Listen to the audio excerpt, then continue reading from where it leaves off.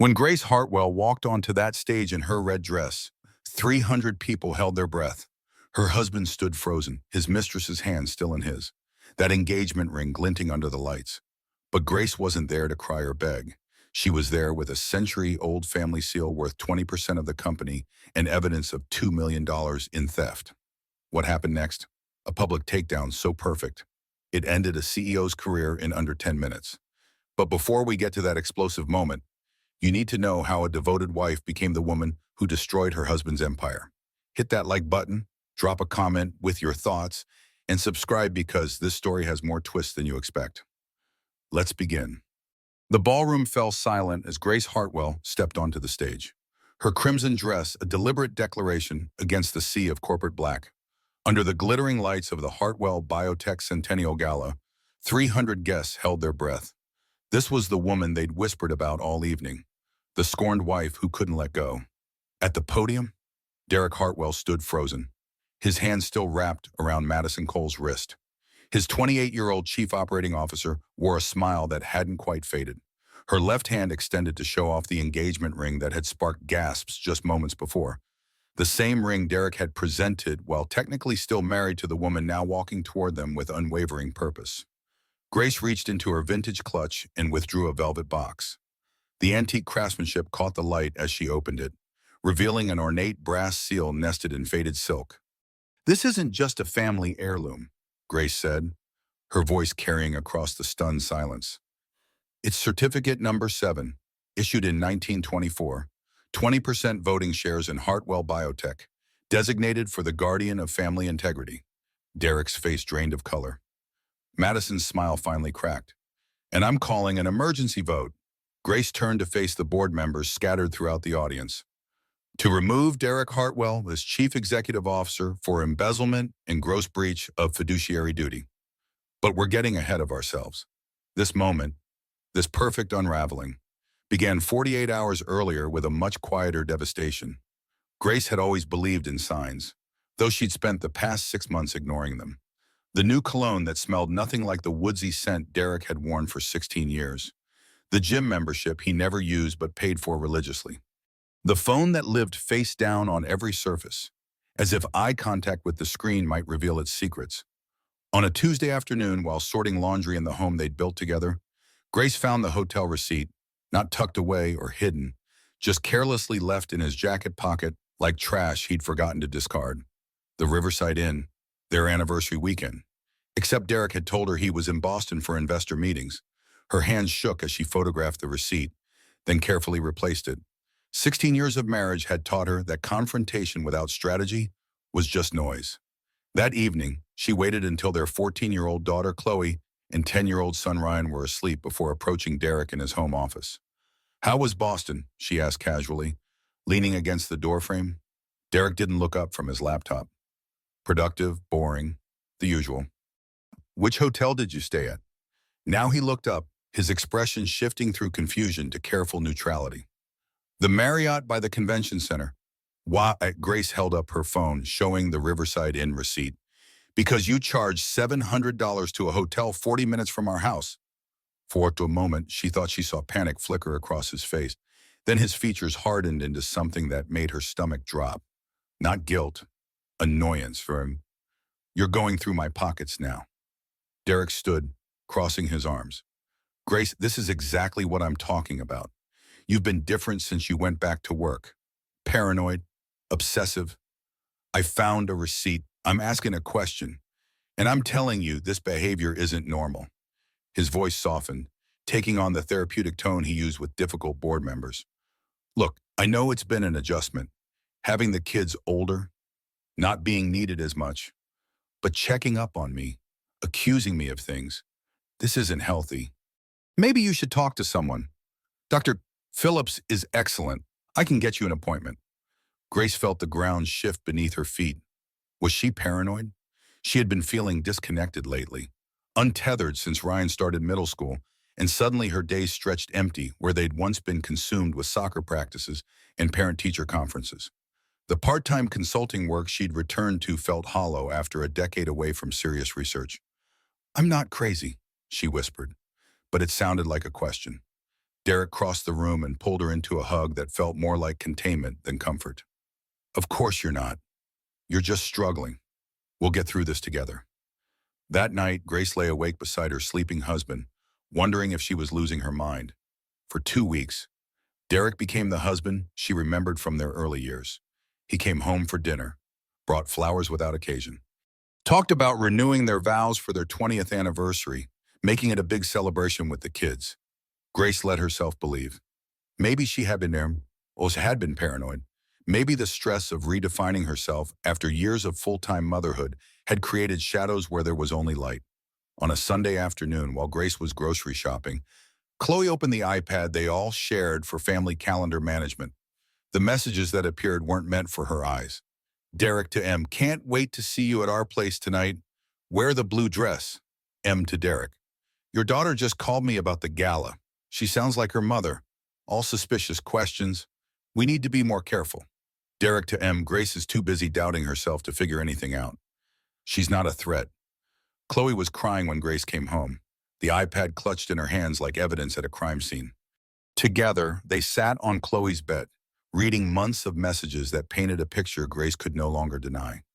Madison Cole, executive assistant promoted to chief operating officer in 18 months, a leap that had raised eyebrows even in the company's gossip circles.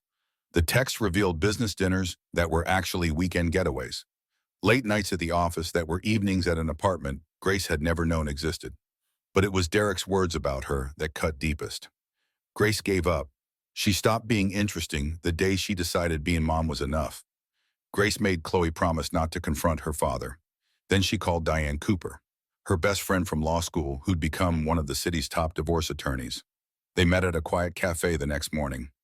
Diane reviewed the screenshots with the clinical detachment that made her excellent at her job. Standard affair. Happens more than you'd think, especially with younger employees. You'll get half the marital assets, shared custody, probably some spousal support given you left your career to raise kids. What about the company Derek's parents started it, but we built it together? I did the books for years before we could afford proper accounting. I helped develop the prototype for their first major product while pregnant with Chloe. Unless you have proof of that contribution, it's his separate property that predated the marriage. Diane's expression softened. I'm sorry, Grace. I know this isn't what you want to hear. Grace stirred her coffee, watching the cream swirl into patterns that disappeared as quickly as they formed. Then she remembered something she hadn't thought about in years. My mother-in-law gave me something on our wedding day. She called it the Hartwell family seal, said it was passed down to each generation's matriarch, that it held power beyond sentiment. Diane raised an eyebrow. What kind of power? I don't know. She died 5 years ago, and I never asked. It's been in my jewelry box ever since. Grace pulled out her phone, searching for photos. Derek's father, Frank, keeps every piece of family history. Maybe he'd know. But when Grace called Frank that afternoon, his response chilled her more than Derek's betrayal. Derek told me you've been having some difficulties, Frank said, his voice careful. Depression, paranoia. He's worried about you. Grace, we all are. I'm not depressed or paranoid. I'm responding to evidence that your son is having an affair and potentially misusing company funds. That's a very serious accusation. Frank's tone hardened. And frankly, it sounds like exactly the kind of thing someone having a mental health crisis would believe. Derek mentioned you've been obsessing over nothing, making wild connections. Grace felt the walls closing in. You're taking his side without even considering mine. I'm suggesting you might want to check yourself into a facility for a few days. Get some rest, some perspective. I'll help with the kids while you recover. After hanging up, Grace sat in her car in the grocery store parking lot and understood the trap she'd walked into. Derek had been poisoning the well for weeks, painting her as unstable to everyone who mattered. If she confronted him publicly, she'd be the crazy ex-wife. If she fought for custody, he'd use her supposed mental health crisis against her. She was supposed to disappear quietly. Troy Mitchell had 30 years of experience finding things people wanted hidden. Grace found him through Diane's recommendation, meeting in his cluttered office above a dry cleaner on Thursday afternoon. First piece of advice, Troy said, reviewing the information Grace had brought. Don't confront him again. He's already built a narrative where you're the problem. Every reaction you have feeds that story. So what do I do? We find out exactly what he's hiding. Affairs are rarely just affairs when there's money involved. Troy leaned back in his chair. You mentioned he promoted this Madison Cole very quickly. That's unusual. Let's see what else is unusual. Over the next week, Troy's investigation peeled back layers Grace hadn't imagined existed. Madison Cole didn't just work for Derek. She'd created an LLC 6 months ago, Brightstone Consulting, which had billed Hartwell Biotech $850,000 for services Troy couldn't find evidence of. The apartment downtown wasn't a secret love nest. It was a test run. Derek had been transferring assets into Madison's name, establishing her as a business partner rather than a mistress. The goal was divorce that looked equitable on paper while he'd already hidden most of his wealth. He's been planning this for at least a year, Troy explained, spreading documents across his desk. The affair is almost secondary. This is about money and control. But it was the email thread Troy recovered from a disgruntled assistant that made Grace's hands shake. Madison to Derek. Once we get rid of your dad and that dead-weight wife, this company is ours. No more pretending to care about legacy and family values. We'll take it public, cash out, and let someone else deal with the boring parts. Derek to Madison. Soon, I need Grace to sign the papers first, and my dad to step back from the board. Then we're free. Grace read it 3 times, each pass making her angrier. Not hurt anymore. Not devastated. Furious. Can I use this in court? She asked. Troy shook his head. Obtained through questionable means. Judge would throw it out. Possibly sanction your lawyer. Then what good is it? Leverage, information. Knowing what he's planning lets you plan better. Troy pulled out another file. There's something else. That family seal you mentioned, I did some digging into the company's history. The documents Troy had found in the county archives told a story Grace had never heard. In 1924, Hartwell's great-grandfather had nearly lost the company to his business partner's hostile takeover. His wife, who'd been dismissed as just a society matron, had stepped in with a mechanism her father had taught her about from his own family business. She'd created Certificate Number 7, a physical stock certificate representing 20% voting shares, designated specifically for the guardian of family integrity, to be activated only in times of moral crisis. It had been used twice, once in 1925 to remove the corrupt partner, and again in 1987 when Derek's uncle tried to sell the company to a conglomerate that would have gutted it. Derek's mother had been the guardian then. Is it still valid? Grace asked, her mind racing. According to the original corporate charter, yes, but nobody's challenged it. These old family companies often have provisions like this that get forgotten. Whether it would hold up in court, Troy shrugged. You'd need a lawyer willing to bet on it. Grace thought of Diane, who'd carefully explained all the conventional ways this would play out. A standard divorce, standard custody arrangement, standard settlement. Grace would get by, survive, maybe even rebuild. But Derek and Madison would get the company, the life they'd planned together, built on the bones of what Grace had given up. That night, Grace sat at her kitchen table with the seal in front of her. The brass had tarnished over decades, but the engraving was still clear. Integrity above all. Her mother-in-law had pressed it into her hands on the wedding day with words Grace had thought were just sentimental. This family has survived a century because sometimes the women had to save it from the men. Remember that? Grace had smiled and nodded, tucking the seal away without really understanding. She understood now. The problem with Diane was that she thought too conventionally. Grace needed someone who understood corporate warfare, not just divorce law. She found that person in an unexpected place. Vanessa Price had been on Hartwell Biotech's board for 22 years, long enough to remember when Derek was still learning the business from his mother. Grace had always liked Vanessa, who'd sent thoughtful gifts when the kids were born and asked intelligent questions about Grace's research background at company events. They met for coffee on a Tuesday morning, ostensibly to discuss Grace's interest in pharmaceutical consulting opportunities. But after 10 minutes of pleasantries, Grace laid out everything: the affair, the embezzlement, the plan to force out Frank and gut the company. Vanessa listened without interruption, her expression growing darker. When Grace finished, Vanessa was quiet for a long moment. I never liked Madison, Vanessa finally said.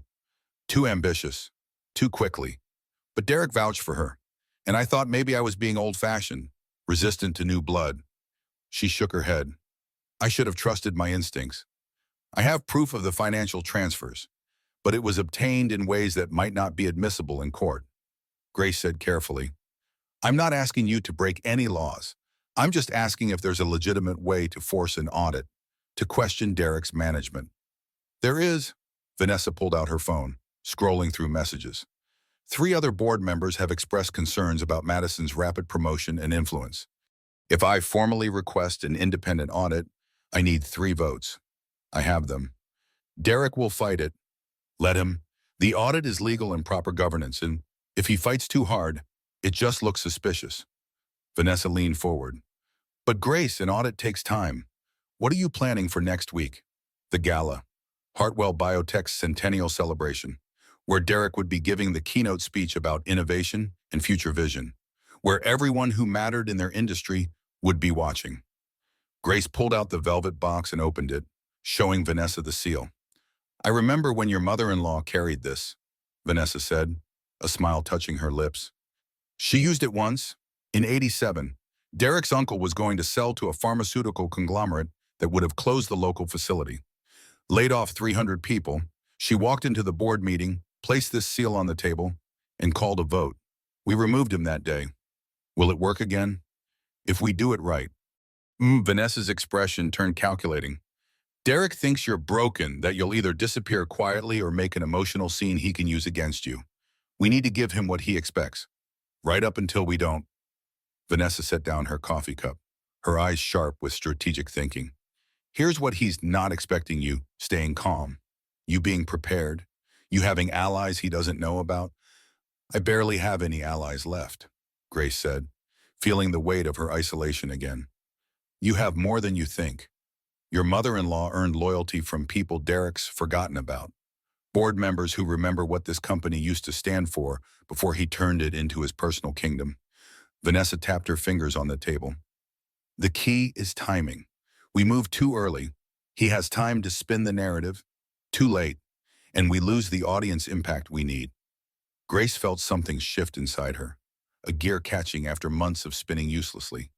What do I need to do over the next 2 days? They crafted the strategy with military precision. Vanessa would arrange for the corporate attorney to be present at the gala, ready to verify the seal's legitimacy when Grace presented it. Bill Reynolds, Derek's college friend and board member, would be approached privately with evidence of the embezzlement. Troy would have the assistant who'd provided the emails ready to testify if needed. But first, they needed to ensure Derek felt completely secure. Vanessa made calls to other board members, expressing concern about Grace's state of mind, asking if anyone had noticed her acting strangely. She played the part of worried family friend perfectly, reinforcing Derek's narrative while secretly building the coalition that would dismantle him. Won't he suspect something when you call for the audit? Grace asked during one of their planning sessions. He'll think I'm doing due diligence because of the concerns about you. Vanessa explained, I'll frame it as protecting the company from potential lawsuits you might bring. He'll see it as support, not threat. Grace marveled at the strategy, at how many years Vanessa must have spent navigating corporate politics to move this smoothly through dangerous territory. Why are you helping me? Vanessa was quiet for a moment, her expression softening. Because your mother-in-law was my friend. Because I've watched Derek become someone his mother wouldn't recognize. And honestly, because I'm tired of watching the talented women get erased by mediocre men who think ambition equals intelligence. The words hit Grace with unexpected force. She'd spent so many years telling herself that supporting Derek was enough, that ambition was his domain while hers was nurture. Madison had been wrong about many things, but perhaps right about one. Grace had stopped reaching for anything beyond the comfortable cage she'd built. After this is over, Vanessa continued, you're going back to research. Real research, not part-time consulting. You're too smart to waste whatever years you have left making someone else's coffee. Grace felt tears threatening and blinked them back. One crisis at a time. Fair enough, Vanessa smiled. Let's focus on making sure Derek understands that underestimating you was his biggest mistake. They mapped out every detail: where Grace would sit at the gala, when she would stand, how she would present the evidence. Troy provided a USB drive with all the documentation, organized for maximum impact. The corporate attorney reviewed the seal's legal standing 3 times, confirming its validity under current state law and corporate charter provisions. Bill Reynolds was the wild card. Derek's oldest friend, the best man at their wedding, the godfather to Chloe. Vanessa insisted they needed his vote, but Grace worried he'd warn Derek out of loyalty. "Let me handle Bill," Vanessa said. "He's a good man underneath the fraternity brother exterior. He just needs to see the truth clearly." The meeting with Bill happened in Vanessa's office, where she presented him with the forensic evidence Troy had compiled. Grace watched Bill's face cycle through disbelief, anger, and finally resignation. "He really did this?" Bill asked, staring at the bank transfers showing money flowing from Hartwell Biotech to Madison's shell company. "He really did," Grace confirmed. Bill rubbed his face with both hands. "I knew about Madison, the affair. I mean, Derek told me a year ago, said he was going to leave you but wanted to time it right for the kids. I told him he was being an idiot, but I thought—" He stopped, looking at Grace with genuine regret. "I thought it was just typical midlife crisis stupidity. Not this." "Will you vote with us?" Vanessa asked directly. Bill looked at the evidence again, then at Grace. "Derek's been my friend for 30 years, but this crosses every line." He nodded slowly. "Yeah, I'll vote with you. He needs to face consequences, even if he hates me for it." As Bill left, Grace felt another piece click into place. The plan was coming together, fragile but possible. She just needed to hold herself together long enough to execute it. But first, Grace needed to let Derek think he'd won. On Friday evening, Derek came home with divorce papers, not a discussion, not a negotiation, just papers and a pen, delivered in their kitchen while the kids were upstairs. "I've been generous," Derek said, his tone suggesting he believed this. "You get the house, half the marital accounts, child support. I'm not asking for custody changes beyond standard shared time." Grace read through the settlement with hands that wanted to shake but stayed steady. Half the marital accounts, which Derek had carefully drained to nearly nothing over the past year. The house, which had a mortgage bigger than its value in the current market. Standard custody, meaning she'd done 16 years of primary parenting to end up with every other weekend. "You've been planning this a long time," she said quietly. "I've been planning for both of our futures. This way is cleanest. No lawyers, no fighting, no damage to the company or the kids." Derek pulled out his phone, checking messages while he talked to her. "You'll be fine, Grace. You can go back to work full-time now. Isn't that what you wanted?" "What I wanted was a husband who didn't betray everything we built." Derek finally looked at her, and his expression was so dismissive it took her breath away. "We didn't build anything. I built a company. You built a comfortable life off my work. There's a difference." Before Grace could respond, Chloe appeared in the doorway. "Mom, have you seen my—" She stopped, seeing the papers on the table. "What's going on?" "Your mother and I are getting divorced," Derek said, his voice gentle in a way it hadn't been for Grace. "It's mutual and friendly. Everything will be fine. Mutual." Chloe looked at Grace. "Is that true?" Grace wanted to scream that no, it wasn't mutual, that your father has been lying and stealing and planning to destroy everything, but she saw the trap, react emotionally, confirm Derek's narrative, become the unstable mother her children would pity and eventually blame. "We're working through some things," Grace said carefully. "It's complicated." "It's not complicated," Derek said. "Your mother and I want different things. She wants to go back to her career, be independent. I respect that. We're being adults about it." The lie was so smooth, so reasonable. Chloe nodded slowly, though confusion still clouded her expression.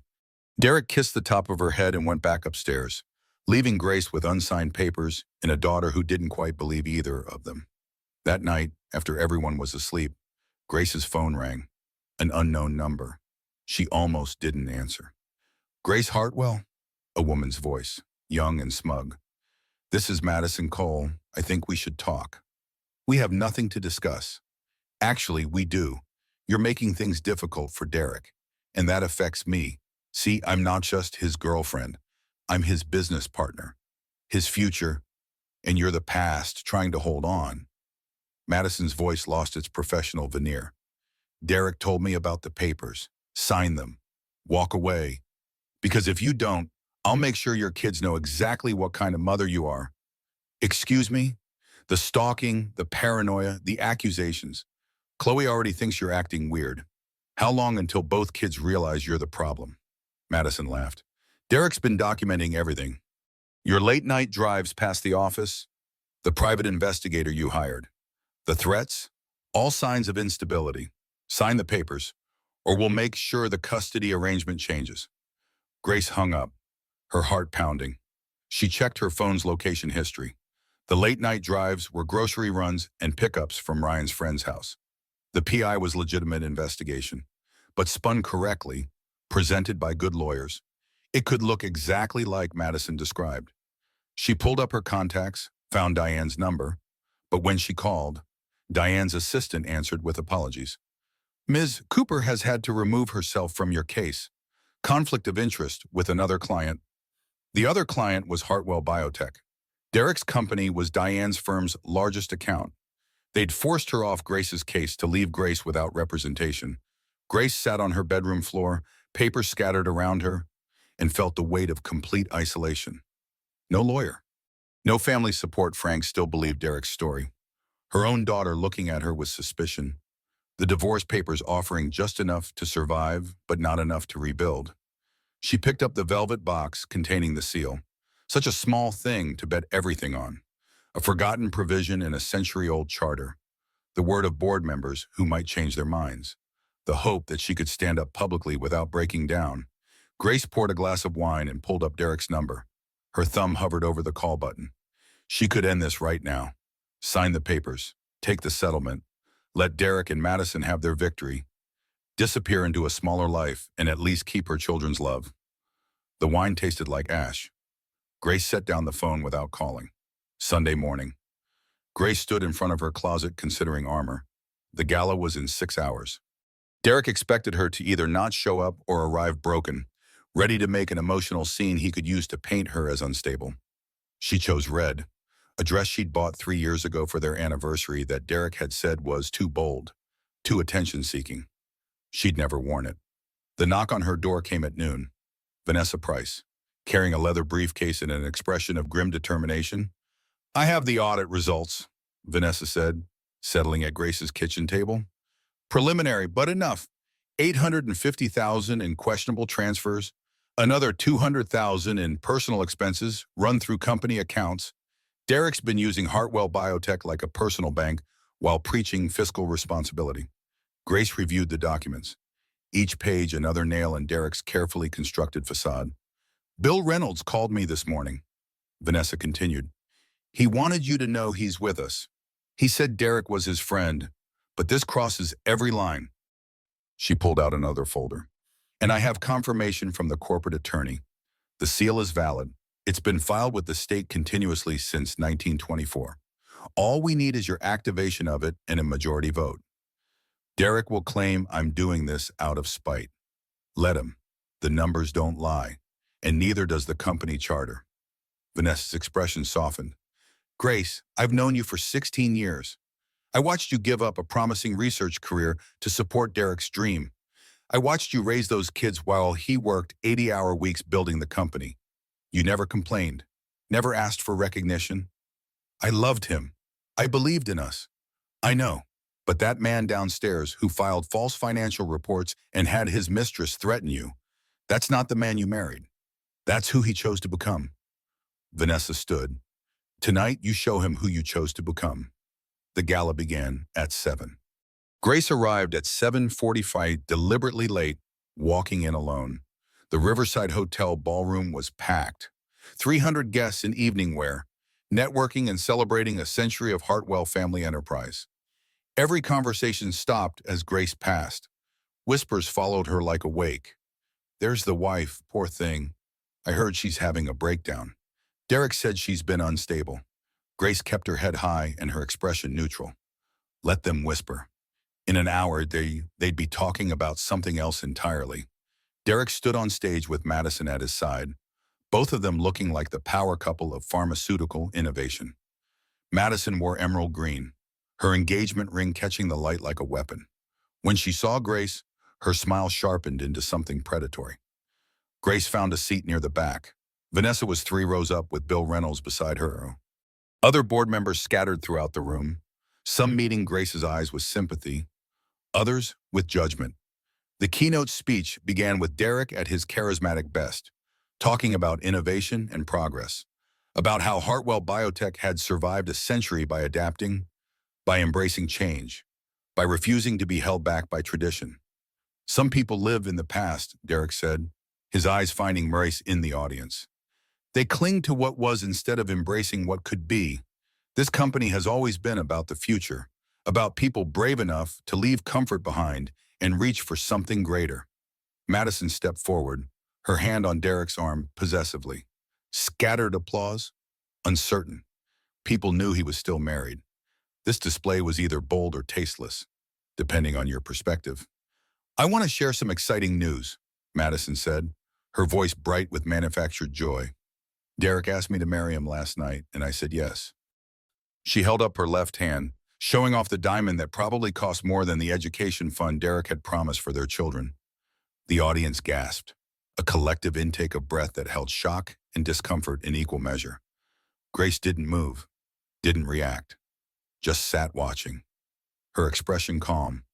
Derek looked confused. He'd expected tears, an outburst, something he could point to as evidence of instability. Instead, Grace stood up. The room fell silent. Grace, Derek's voice carried warning. This isn't the time or place for what? Grace walked toward the stage, her heels clicking on the marble floor. I'm a shareholder. Derek, this is exactly the time and place. She climbed the stairs to the stage, ignoring Derek's hand held out to stop her. Madison stepped back, her smile finally faltering. Grace pulled out her phone and connected it to the presentation system. The screen behind her lit up with images Troy had compiled: bank transfers, emails, text messages, each document another crack in the perfect facade. Ladies and gentlemen, Grace said, her voice steady, I want to share some facts about the future of this company. The first document that appeared on the screen was a bank transfer, $850,000 from Hartwell Biotech to Brightstone Consulting, Madison Coles LLC, for services that corporate records showed were never rendered. These are consulting fees paid to Ms. Coles' company over the past 6 months, Grace explained. Fees for market research that was never conducted, strategic planning that was never delivered, analysis that was never performed. Derek's face had gone from confident to pale. Those are legitimate business expenses. You have no right. I have every right as someone who spent a decade helping build this company's foundation. Grace advanced to the next slide: email correspondence between Derek and Madison, discussing which board members to target, how to force out Frank, how to restructure the company for a quick sale and cash out. Vanessa Price stood up in the audience. Derek, is this true you're planning to sell? Those emails are private communications taken out of context, Derek said, but his voice had lost its authority. Here's some context, Grace said. The next slide showed text messages between Derek and Madison, casual and damning. Derek calling his father a sentimental old fool. Madison joking about how easy it had been to manipulate the board, both of them mocking Grace for being too stupid to see what was happening. She's a scorned woman who hired someone to hack my accounts, Madison shouted, grabbing for the laptop. This is illegal. Actually, it's not. A voice from the audience, the corporate attorney standing up. These communications were provided by a company employee concerned about financial irregularities. That's protected whistleblowing. Troy Mitchell stood up from his seat near the back, giving Grace a small nod. The assistant who'd provided the evidence was in the room, ready to testify if needed. Derek looked at Bill Reynolds, his oldest friend. Bill, come on, you know this is manipulated, that Grace is having some kind of breakdown. I've seen the audit. Derek? Bill's voice was heavy with disappointment. Vanessa requested it 3 days ago, and I've spent the weekend reviewing the findings. This isn't a breakdown, but this is accountability. Frank Hartwell stood up from the front row, his face ashen. Son, what have you done? Dad, listen, Derek tried to approach his father, But Frank held up a hand. I spent 50 years building this company on integrity. Your mother spent 30 more years protecting it. And you, Frank's voice broke. You were going to destroy it for money. Grace felt a moment of sympathy for the man who'd dismissed her concerns a week ago. He looked suddenly old, watching his son reveal himself as someone he didn't recognize. This is all very dramatic, Madison said, trying to regain control. But it doesn't change anything. Derek is still CEO. I'm still COO, and we're still engaged. Right, Derek. Derek didn't answer. He was staring at the screen, where the final document had appeared, a forensic accounting report showing 2 years of systematic embezzlement, hidden through shell companies and false invoicing. You'll all face legal consequences for this harassment, Madison continued, but her voice had risen to something desperate. We'll sue for defamation, for invasion of privacy. For what? Grace turned to face her directly. For exposing theft, for protecting a company that employs 300 families, for refusing to let you and Derek destroy 100 years of work for your personal profit. The room was absolutely silent, every eye on the stage, watching the careful dismantling of a corporate coup. Grace pulled the velvet box from her clutch and opened it. The brass seal gleamed under the lights, engraved with words that had meant something to 4 generations of Hartwell women, integrity above all. This is certificate number 7, Bri. Oyster Grace said, holding it up for the room to see. Issued in 1924 by Derek's great-grandmother during a previous crisis. It represents 20% voting shares in Hartwell Biotech, designated for the guardian of family integrity.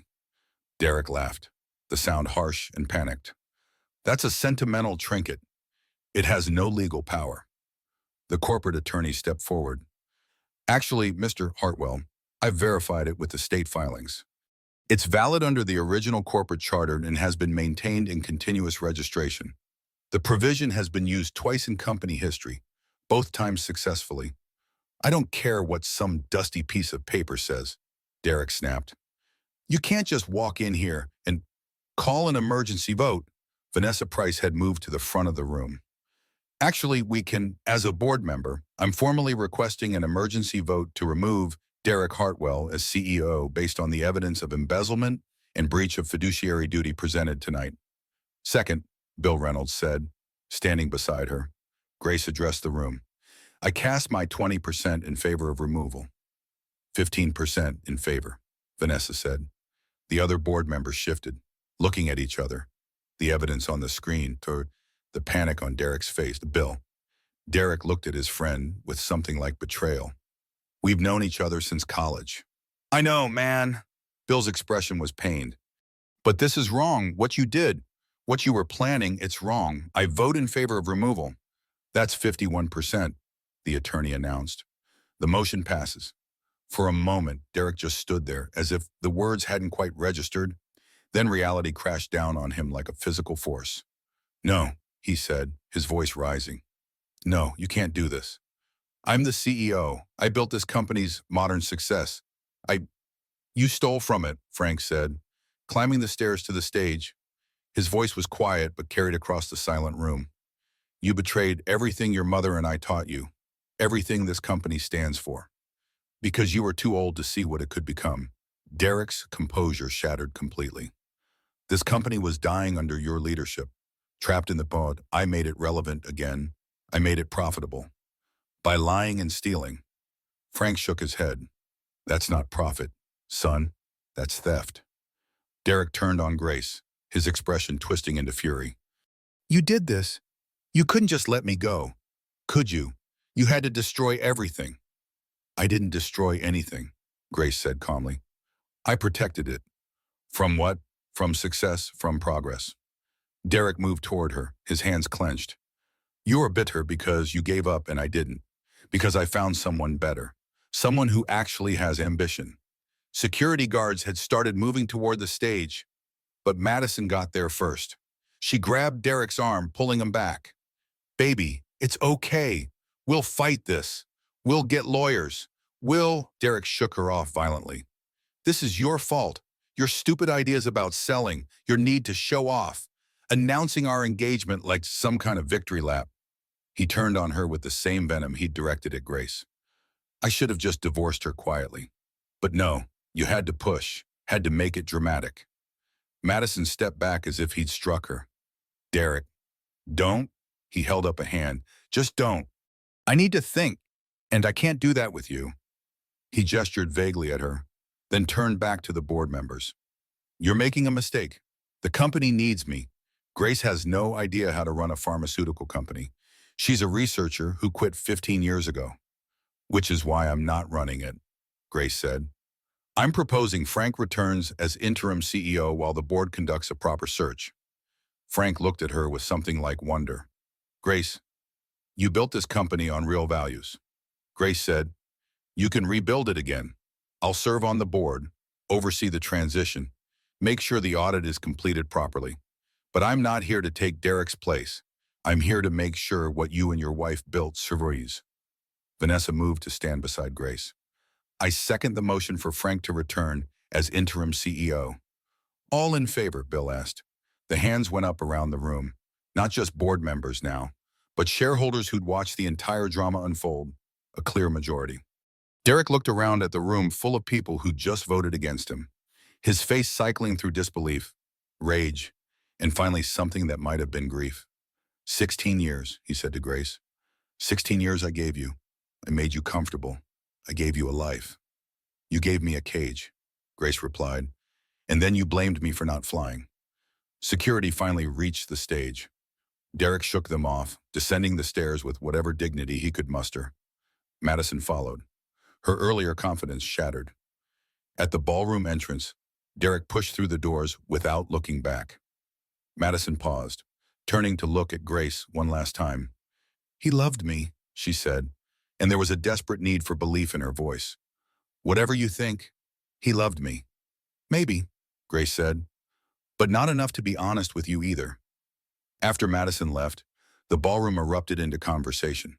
Board members huddled together, shareholders pulled out phones, staff whispered in clusters. Grace stood on the stage, suddenly aware of how exhausted she was. Frank approached slowly. I owe you an apology. You owe me several, Grace said, but I'll accept one. Derek told me you were having a breakdown. He was so convincing, so concerned. I wanted to believe him because the alternative, Frank's voice caught. My son was someone I didn't know. He's still your son, but he made choices that have consequences. What happens now? Grace looked out at the room full of people whose she'd just helped secure, at the company she'd helped build in ways that had never appeared on any organizational chart. Now we fix what he broke. The embezzled funds get recovered. The shell companies get dissolved. The culture of shortcuts and lies gets replaced with the integrity that actually built this place. Vanessa joined them, pulling Grace into a hug. Your mother-in-law would be so proud. She gave me the tools, Grace said. I just finally understood how to use them. The evening wound down slowly. Police would need to be involved. Lawyers consulted. Investigations opened. But for now, Grace accepted condolences and congratulations with equal grace, answered questions from board members about transition plans, and tried not to think about what waited for her at home. Chloe and Ryan, they'd hear about this, probably already had from friends whose parents were at the gala. Grace had protected the company, but potentially destroyed her relationship with her children in the process. Bill Reynolds approached as the crowd thinned. For what it's worth, you did the right thing. The right thing usually costs something, Grace said. I'm still calculating the price. Grace arrived home at midnight to find Chloe waiting in the living room, her phone clutched in her hand. Ryan was asleep upstairs, spared for one more night from the complete picture of his father's betrayal. Is it true? Chloe asked. Her eyes were red from crying. Emma's mom was at the gala. She said Dad stole money that he was going to sell the company. Grace sat down beside her daughter, suddenly more tired than she'd ever been. Yes, but he said, Chloe's voice broke. He said you were having problems, that you were paranoid and making things up. He said the divorce was mutual, that you wanted to go back to work. I know what he said. So he lied about everything. Chloe looked at her mother with devastation. At 14, she was old enough to understand betrayal, but still young enough to believe parents were supposed to be above it. He lied about a lot of things, Grace pulled her daughter close, felt her resistance melt into tears. I'm sorry you had to find out like this. They sat together in the couch, Chloe crying for the father she thought she knew, Grace holding her daughter and hating Derek for forcing this hurt on their children. Eventually, pal, Chloe pulled back. That woman, Madison, she called me 2 weeks ago, said I should tell you to stop making trouble for Dad, that you were trying to ruin his happiness. Chloe wiped her eyes. I should have told you. I didn't because your father had convinced you I was the problem. Grace finished gently. That's not your fault. I believed him over you, my own mother. You believed the person who was lying most convincingly. That's what good liars do. Grace brushed hair from Chloe's face.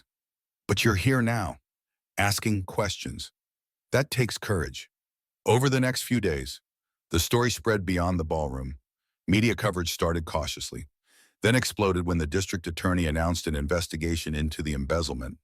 Derek hired expensive lawyers who painted him as a visionary, undermined by a vindictive ex-wife and overly traditional board members.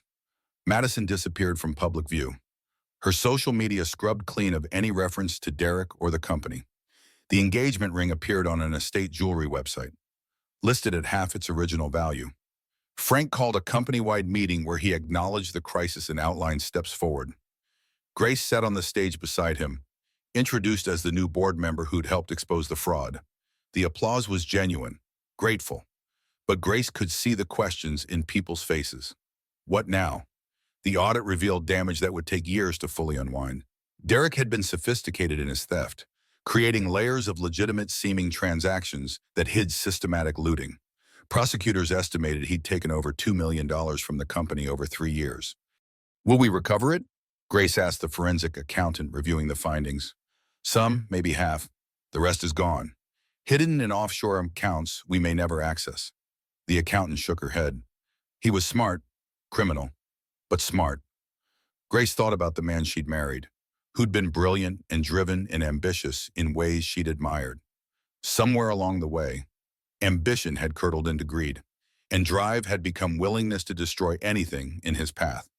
Ryan finally asked the question Grace had been dreading a week after the gala. They were having breakfast, just the two of them. Chloe sleeping in after a late night studying. Is Dad a bad person? Ryan was 10, old enough to understand facts but young enough to still believe in simple categories. He did bad things, Grace said carefully. He made choices that hurt people, but he's still your father. And part of him is still the person who taught you to ride a bike and helped with your science projects.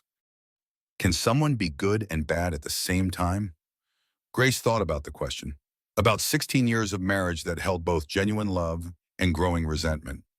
Moments of real partnership and calculated deception. Yes, she said finally. People are complicated. Your father loved you and Chloe. He loved me once, I think, but he also wanted things more than he valued the people around him. Those parts of him existed together. Will we still see him? Yes, he's still your dad. What he did to the company doesn't change that. Grace poured more orange juice into Ryan's glass. But we'll see him differently now. And that's okay. Seeing people clearly is part of growing up. Ryan nodded slowly, processing. I'm glad you stopped him, even if it was scary. Me too, buddy. Me too. 6 months after the gala, Grace stood in her new office at Morrison Research Institute, a pharmaceutical research center where she'd been hired to head their autoimmune disease division. The view overlooked the river, and through the window she could see the Hartwell Biotech building where Derek had once reigned. He'd taken a plea deal to avoid trial 3 years in minimum security, restitution of $1.2 million, permanent ban from serving as an officer of any public company. Madison had testified against him in exchange for immunity, painting herself as a manipulated victim. The jury hadn't entirely believed her, but prosecutors needed her testimony. Chloe was in therapy, working through her anger at both parents. She blamed Derek for lying and Grace for the spectacular public exposure. Though her therapist said this was normal grief response to a shattered family. Some days were better than others.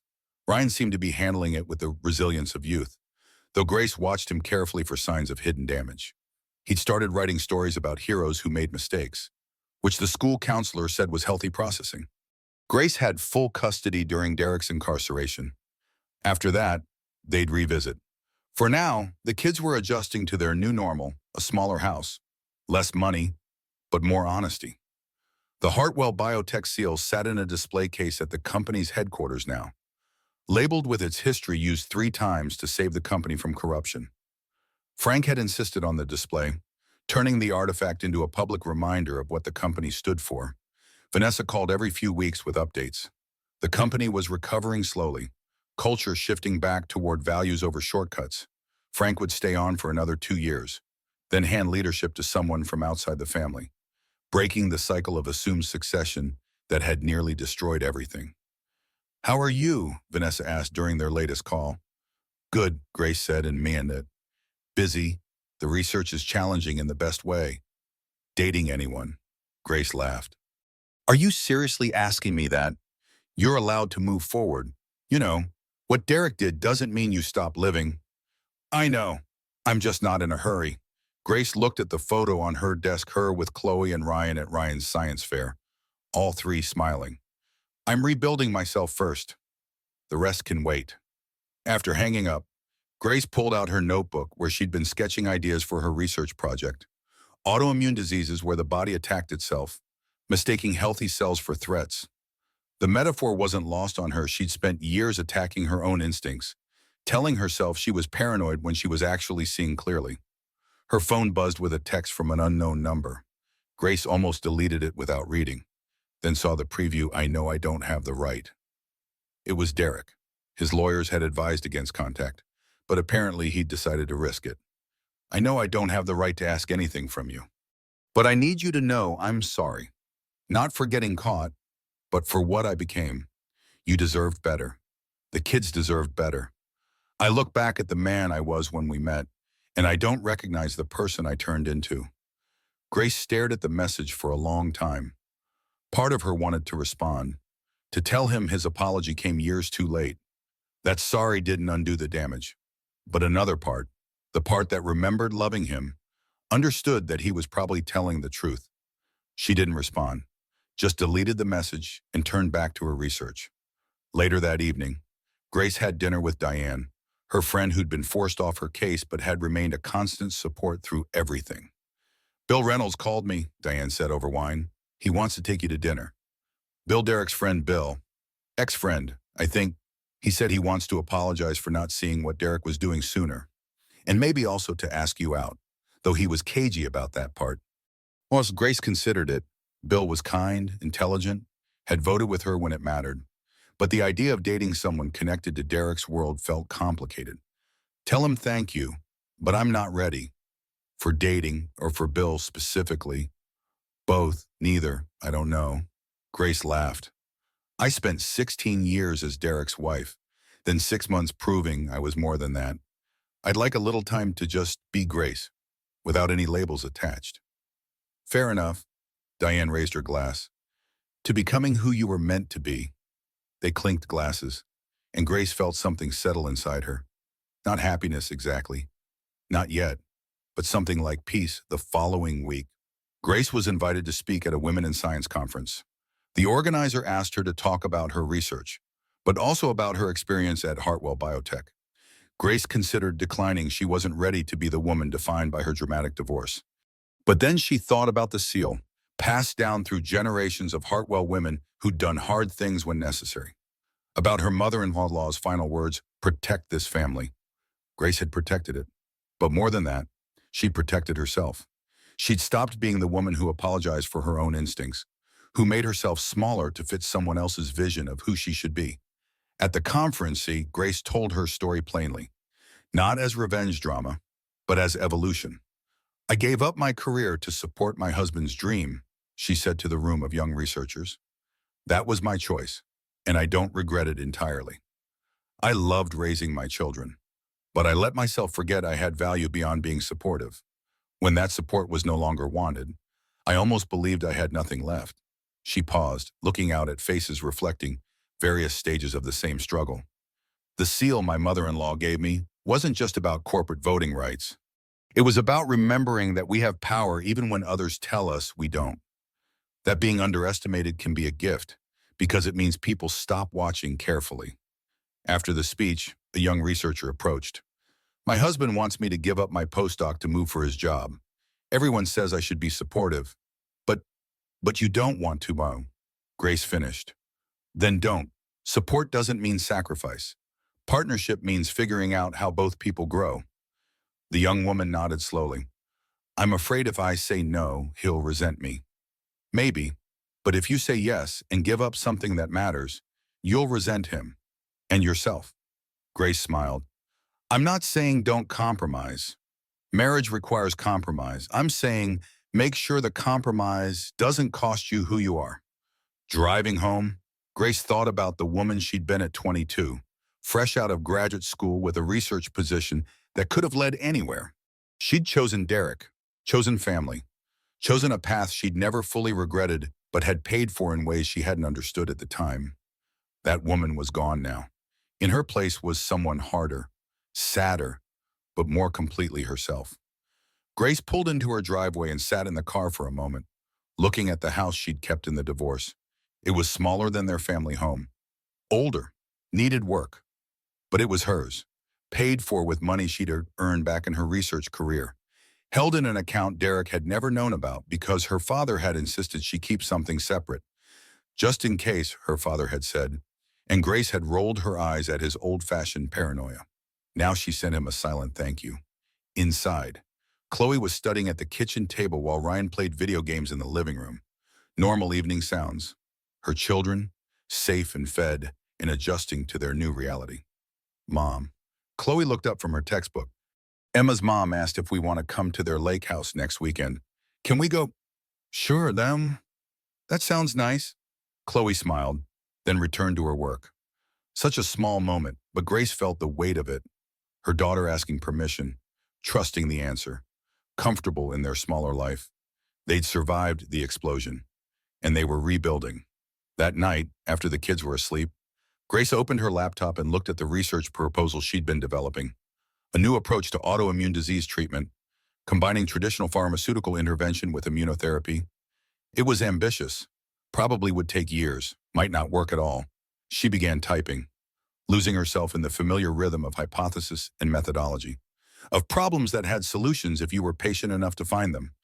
Around midnight, Grace saved her work and closed the laptop. Tomorrow she'd submit the proposal, start the long process of grants and approvals and peer review. Tonight, she allowed herself a moment of simple satisfaction. The seal sat on her bookshelf now, returned to private keeping after its public service. Grace picked it up, feeling the weight of it. The history pressed into brass. 4 generations of women had held this. 3 had used it to save something worth saving. Grace had been the 4th.